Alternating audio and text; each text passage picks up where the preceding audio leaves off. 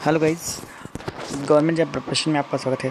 दोस्तों, जैसा कि हम सभी लोगों को पता है कि यूपी लेखपाल की वैकेंसीज़ आने वाली हैं, तो इस पर्पज़ से हमने आज जो 2015 में हमारा लेखपाल का पेपर हुआ था, तो उस पेपर में किस तरह के क्वेश्चंस आए थे, किस तरह का पेपर आया हुआ था, तो उसको मैंने डिस्कस करने की कोशिश की है आज दोस्तों, ताकि आप एक अपना आइडिया लगा सकें कि किस तरह के क्वेश्चंस आ रहे हैं, लेखपाल में आते हैं, और उस हिसाब से अपनी प्रिपरेशन को कंटिन्यू कर सके। तो दोस्तों चलिए शुरू करते हैं। तो सबसे पहला पार्ट हमारा है हिंदी। तो चलिए देखते हैं सबसे पहला क्वेश्चन हमारा हिंदी का क्या बन के आ रहा है, देख लेते हैं और उसके आंसर देख लेते हैं। तो सबसे पहला क्वेश्चन है हमारा, ऊँट के मुंह में जीरा। इसका मतलब होता है दोस्तों बहुत अधिक खाने वाले को बहुत कम देना, यानी ऑप्शन नंबर डी सही हो जाएगा। नेक्स्ट है जूठे चाटना। इसका मतलब होता है दोस्तों खुशामत करना, यानी ऑप्शन नंबर सी सही हो जाएगा। आगे देखते हैं। नेक्स्ट है हमारा, काली घटा का घमंड घटा। उपयुक्त पंक्ति में कौन सा अलंकार है, तो इसमें है रूपक अलंकार, यानी ऑप्शन नंबर टी सही हो जाएगा। फिर है आँखियाँ हरे दर्शन की भूखी, कैसे रहें रूप रस रांची, ए बतियाँ सुन रूखी। उपयुक्त पंक्तियों में कौन सा रस है, तो इसमें है दोस्तों वियोग श्रृंगार रस, यानी ऑप्शन नंबर ए सही हो जाएगा। नेक्स्ट देख लेते हैं, निम्नलिखित शब्दों में से तद्भव शब्द का चयन कीजिए। तो देखिए इसमें तद्भव शब्द कौन सा है, तो इसमें तद्भव शब्द दोस्तों हैं प्रांगण दिया हुआ है, आश्रम दिया हुआ है, प्यास दिया हुआ है। तो प्रांगण है, आश्रम है, उद्वेग है, ये सारे तत्सम शब्द हैं। सिर्फ प्यास जो है इसमें वो तद्भव शब्द है, यानी ऑप्शन नंबर डी सही हो जाएगा। नेक्स्ट देख लेते हैं। नेक्स्ट में उदय शब्द का विलोम लिखिए। तो उदय का होता है अस्त, आप लोगों को पता होगा, बहुत ही कॉमन है ये। नेक्स्ट देख लेते हैं, क्वेश्चन नंबर 7 देख लेते हैं। निम्नलिखित में से तत्सम शब्द का चयन कीजिए। तो देखिए इसमें अटारी, गहरा, तीखा, ये सारे तद्भव हैं, तत्सम है निकृष्ट, यानी ऑप्शन नंबर बी हमारा सही हो जाएगा। फिर है निम्नलिखित में से किस वाक्य में भविष्य काल है। तो देखिए भविष्य काल मतलब जिसमें गागी की यूज हुआ हो, यानी ऑप्शन नंबर हमारा डी सही हो जाएगा, मैं आपकी प्रतीक्षा करूंगा। नेक्स्ट देख लेते हैं दोस्तों। नेक्स्ट है, वह अगले साल आएगा। इस वाक्य में कौन सा कारक है, तो वह अगले साल आएगा इस वाक्य में अधिकरण कारक है। नेक्स्ट हम क्वेश्चन देखते हैं, निम्नलिखित वाक्य में मोटे छपे शब्द की शुद्ध वर्तनी कौन सी है।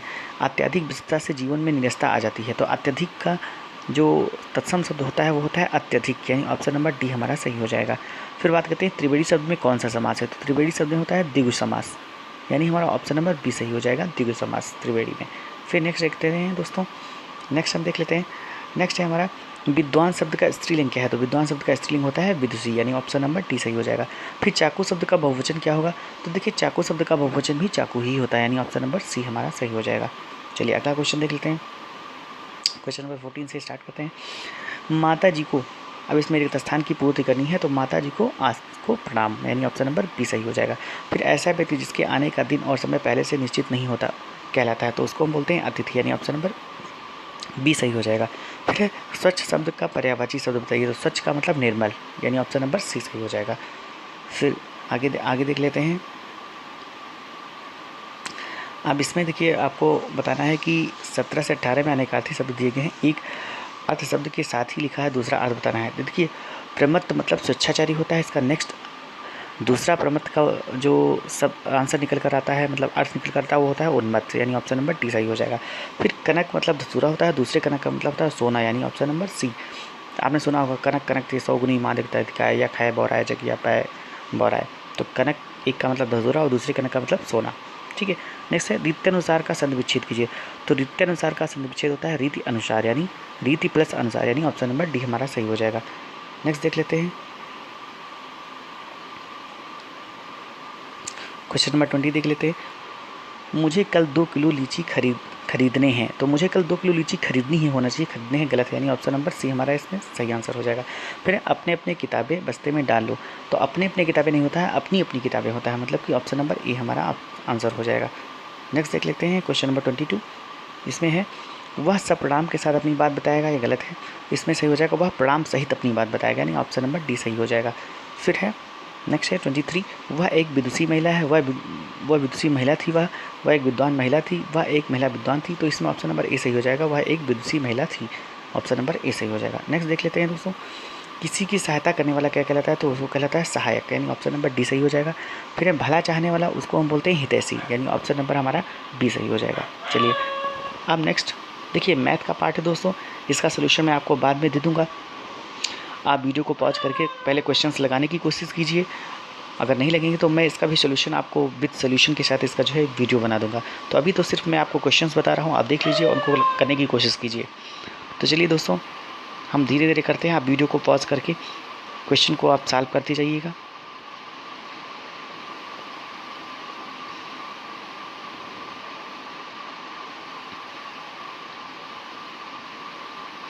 हम धीरे धीरे वीडियो को बढ़ा रहे हैं मैथ का, और आप टेंशन मत लीजिए, मैं मैथ का अलग से एक वीडियो बना दूंगा जिसमें आपके मैथ के जो भी क्वेश्चंस में दिए गए उनके सारे के सोल्यूशन भी बताऊंगा कि किस तरह से इन क्वेश्चंस को किया जा सकता है। ठीक है दोस्तों, तो आप घबराने की कोई ज़रूरत नहीं है। आप सिर्फ अभी इन क्वेश्चंस को देख लीजिए एक बार कि किस तरह के क्वेश्चन है, आप एक आइडिया लगा लीजिए और अपनी प्रिपरेशन को जारी रखिए, कंटिन्यू रखिए। देख सकते हैं कि मैं धीरे धीरे क्वेश्चंस को रोल कर रहा हूँ, आप इनको देख सकते हैं। ठीक है दोस्तों, तो आप देख सकते हैं कुछ इस तरह के मैथ के क्वेश्चंस आपको दिखाई दे रहे हैं। यहाँ पर इस तरह के क्वेश्चंस मैथ के आए हुए थे, आप देख सकते हैं। चलिए नेक्स्ट पार्ट आ जाता है हमारा सामान्य अध्ययन। चलिए अब इसको हम देख लेते हैं। तो हमारा पहला क्वेश्चन इसमें क्या है, भारत की लगभग आधी जनसंख्या मात्र 5 राज्यों में रहती है, निम्नलिखित में से कौन सा एक इन 5 जनसंख्या वाले राज्यों में से नहीं है। तो देखिए इसमें जो है ऑप्शन नंबर बी हमारा सही हो जाएगा, केरल इन 5 राज्यों में से नहीं है। फिर निम्नलिखित में से कौन सा अवध के कृषक आंदोलन का नेता था। तो अवध के कृषक आंदोलन का नेता थे डॉक्टर बी आर अम्बेडकर, यानी ऑप्शन नंबर बी सही हो जाएगा। नेक्स्ट हम देख लेते हैं, वर्ष 2015 के सर्वोत्तम कल्याण संगठन पुरस्कार को सम्मानित किया गया। तो इसमें हमारा दोस्तों हो जाएगा national union of seafarers of India, यानी ऑप्शन नंबर सी सही हो जाएगा। फिर निम्नलिखित में से किसको लोकनायक के रूप में जाना जाता है। तो ये ऑप्शन नंबर ए सही हो जाएगा, जयप्रकाश नारायण। नेक्स्ट देख लेते हैं, निम्नलिखित में से वर्तमान में विश्व बैंक का अध्यक्ष है। तो इसे हैं जिम योंग किम इसमें, यानी ऑप्शन नंबर डी हो जाएगा। फिर अशोक के आक्रमण के दौरान कलिंग पूर्वी प्रांत की राजधानी कौन सी थी। तो इसमें था इसमें जो है तोशाली, यानी ऑप्शन नंबर सी सही हो जाएगा।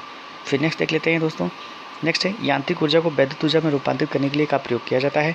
तो इसमें हो जाएगा डायनमो, यानी ऑप्शन नंबर डी सही हो जाएगा। नेक्स्ट है मशरूम किसके उदाहरण है। तो मशरूम जो है वो फंजाई कवक के उदाहरण होते हैं, यानी ऑप्शन नंबर बी सही हो जाएगा।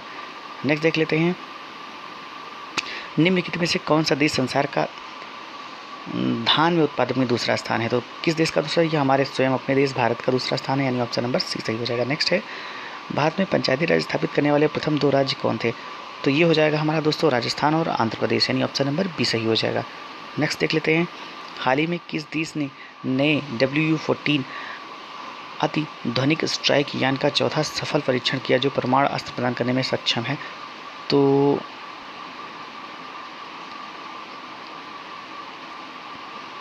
इसमें दोस्तों कन्फ्यूजन है, इसका मैं आंसर आपको कमेंट बॉक्स में दे दूंगा, आप वहाँ देख लेना। फिर भारत में पृथ्वी के धरातल का कितना % घेरा हुआ है। तो इसका आंसर हो जाएगा दोस्तों ऑप्शन नंबर सी, यानी कि 2.4%। नेक्स्ट देख लेते हैं, दिल्ली मेट्रो को अपनी प्रथम ड्राइवर रहित रेलगाड़ी किस देश से प्राप्त हुई है। तो इसका आंसर होगा दक्षिण कोरिया, यानी कि ऑप्शन नंबर ए सही हो जाएगा। नेक्स्ट देख लेते हैं क्वेश्चन, नेक्स्ट है 15 मार्च 2015 को badminton championship Swiss Grand Prix gold का विजेता कौन था। तो ये उस समय कौन थे, के श्रीकांत, यानी ऑप्शन नंबर डी। फिर है काबिनी, हेमवती और अमरावती कौन सी नदी की सहायक नदियां हैं। तो इसका ऑप्शन हो जाएगा ऑप्शन नंबर बी, यानी कि कावेरी। ठीक है, फिर नेक्स्ट देख लेते हैं, समान प्रवस्था में कंपायमान माध्यम की किन्हीं 2 सबसे निकटतम कणों के बीच की दूरी क्या होती है। तो उसको हम बोलते हैं तरंगदैर्घ्य, यानी ऑप्शन नंबर हमारा डी सही हो जाएगा। नेक्स्ट क्वेश्चन देख लेते हैं, शहरों के बाहर आर्थिक स्वसर बनाने के लिए मॉडल शहरी आधारभूत संरचना और सेवाएं ग्रामीण केंद्रों में स्थापित करने का प्रस्ताव रखता है। तो ये मॉडल कौन सा है, ये पूरा मॉडल, यानी ऑप्शन नंबर ए हमारा सही हो जाएगा, पूरा मॉडल। फिर नेक्स्ट बात करते हैं, 1857 के प्रथम स्वतंत्रता विद्रोह में भाग लेने वाली प्रसिद्ध महिला स्वतंत्रता सेनानी कौन थी। तो ये जो है इसका ऑप्शन आपको बता देते हैं, इसका ऑप्शन होगा बेगम हजरत महल, यानी ऑप्शन नंबर सी सही हो जाएगा। नेक्स्ट है, गांधी जी ने भारत छोड़ो आंदोलन का शुरुआत कब की थी। तो इन्होंने सन 1942 में की थी, यानी ऑप्शन नंबर ए हमारा सही हो जाएगा। फिर राष्ट्रीय आय को प्राय कहा जाता है। तो राष्ट्रीय आय को प्राय कहा जाता है NNPFC, यानी option number C NPFC। Next है नेट नेशनल प्रोडक्ट जिसको बोलते हैं। फिर गदर क्रांति आरंभ होने का सबसे प्रमुख कारण क्या था। तो गदर क्रांति आरंभ होने का सबसे प्रमुख कारण था प्रथम विश्व युद्ध का आरंभ होना, यानी ऑप्शन नंबर डी सही हो जाएगा। नेक्स्ट देख लेते हैं, मोहिनी अट्टम नृत्य रूप निम्नलिखित में से किस राज्य से संबंध है। तो यह है केरल से, यानी ऑप्शन नंबर ए सही हो जाएगा।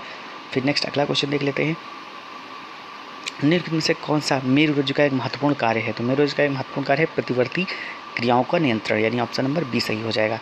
फिर उपराष्ट्रपति को अपना कार्यकाल समाप्त होने से पूर्व अपने पद से हटाने का अधिकार निम्नलिखित में से किसके पास है, तो ये अधिकार सिर्फ राष्ट्रपति के पास है, यानी कि ऑप्शन नंबर बी सही हो जाएगा।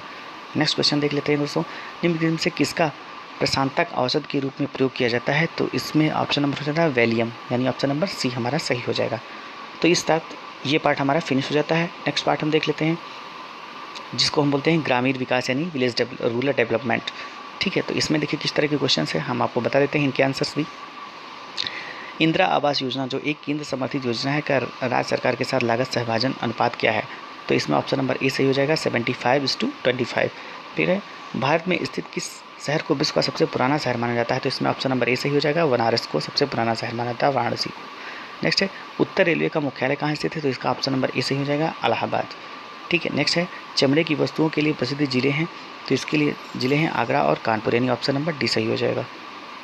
नेक्स्ट है भू कृषि का रिकॉर्ड कौन सा है, तो भू कृषि का रिकॉर्ड होता है गिरदावरी, यानी ऑप्शन नंबर डी सही हो जाएगा।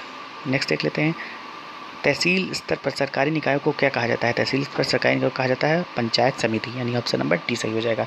फिर उत्तर प्रदेश में कितने जिलों में विभाजित किया गया है उत्तर प्रदेश को, तो इसमें ऑप्शन नंबर डी सही हो जाएगा 75 जिलों में।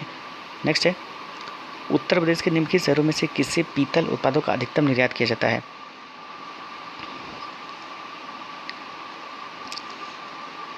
तो दोस्तों इसका आंसर हम आपको देखकर बताएंगे। इसमें थोड़ा सा कन्फ्यूजन मुझे लग रहा है, इन दोनों के हम जो है आपको कमेंट बॉक्स में आंसर डाल देंगे, आप वहाँ से देख लेना। ठीक है, नेक्स्ट देख लेते हैं 2011 की जनगणना के अनुसार उत्तर प्रदेश का सबसे अधिक जनसंख्या वाला शहर कौन सा है, तो ये हो जाएगा दोस्तों डी यानी कानपुर। ठीक है, नेक्स्ट देख लेते हैं कौन सी उपभाषा राज्य के पश्चिमी भागों रोहिलखंड और ऊपरी दोआब में बोली जाती है, तो ये बोली जाती है खड़ी बोली, यानी ऑप्शन नंबर ए सही हो जाएगा।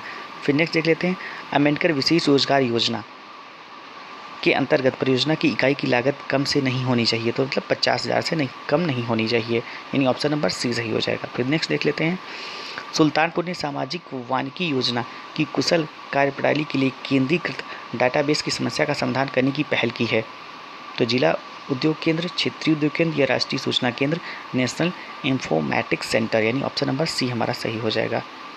ठीक है, देख लेते हैं हाल ही में केंद्र सरकार को प्रस्तुत की गई सी रंगराजन की रिपोर्ट के अनुसार कोई भी व्यक्ति जो ग्रामीण क्षेत्र में रुपये से अधिक खर्च करता है उसे गरीब नहीं समझा जाएगा। इसका आंसर भी थोड़ा कन्फ्यूजन है दोस्तों, इसका हम कमेंट बॉक्स में डाल देंगे, आप वहाँ से आकर देख सकते हैं। ठीक है, नेक्स्ट क्वेश्चन देख लेते हैं एक व्यक्ति के लिए पंचायत का सदस्य बनने की न्यूनतम आयु सीमा कितनी है, तो इसके लिए न्यूनतम आयु सीमा है डी, यानी कि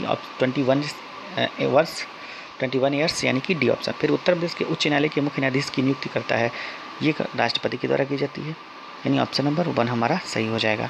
नेक्स्ट है घरेलू व्यक्तिगत और सौर जल हीटर के लिए आर्थिक सहायता योजना के अंतर्गत उत्तर प्रदेश राज्य में क्या प्रोत्साहन दिया जाता है, तो ये बट्टा दिया जाता है, यानी कि ऑप्शन नंबर ए सही हो जाएगा। फिर नेक्स्ट है एक ग्राम पंचायत में ग्राम के वार्डों से चुने हुए कितने सदस्य होते हैं जिन्हें पंच कहा जाता है, तो ये होते हैं दोस्तों 7 से 17। ठीक है, नेक्स्ट हम देख लेते हैं उत्तर प्रदेश की प्रमुख व्यावसायिक फसल क्या है, तो वो हमारी गन्ना है, आप सभी लोगों को पता होगा।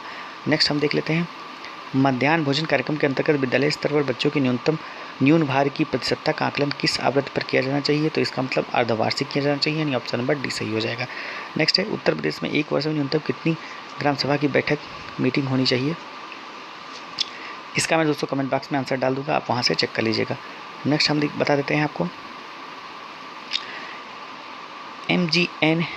MGNREGA यानी कि मनरेगा के अंतर्गत सामग्री संगठन के मामले में केंद्र राज्य सरकारों द्वारा किए गए निधिकरण का अनुपात क्या होता है, तो इसका अनुपात होता है 75:25, यानी ऑप्शन नंबर सी। नेक्स्ट है एक बिस्वा का एक बीघा में क्या अनुपात होता है, तो ये होता है 1:1 नेक्स्ट है 1 एकड़ कितने वर्ग गज के बराबर होता है, तो ये होता है 48:40, यानी कि ऑप्शन नंबर डी सही हो जाएगा। नेक्स्ट है जिला अस्पतालों के लिए भारतीय लोक स्वास्थ्य मानकों के अनुसार 10 लाख जनसंख्या वाले प्रत्येक जिले में कम से कम कितने बिस्तर होने चाहिए, तो ये होने चाहिए 300, यानी कि ऑप्शन नंबर ए सही हो जाएगा। नेक्स्ट देख लेते हैं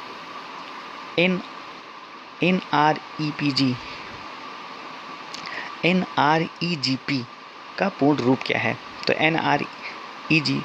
NREGP का पूर्ण रूप है राष्ट्रीय ग्रामीण रोजगार गारंटी कार्यक्रम, यानी ऑप्शन नंबर बी सही हो जाएगा। तो दोस्तों ये था हमारा पेपर जो 2015 में लेखपाल का पेपर है, जो पूछे गए थे क्वेश्चंस उनको मैंने आपको यहाँ पर बताया है। इसमें जो 2-3 क्वेश्चंस का आंसर मैंने नहीं दिया वो मैं कमेंट बॉक्स में अभी नीचे दे दूँगा, आप वहाँ से चेक कर सकते हैं। ठीक है दोस्तों, तो अगर आपको हमारा वीडियो पसंद आया हो तो इसको लाइक करिए और हमारे चैनल को सब्सक्राइब करिए, ताकि हम और भी इस तरह की आपकी मदद कर सकें। तो मिलते हैं नेक्स्ट वीडियो में, तब तक के लिए थैंक यू।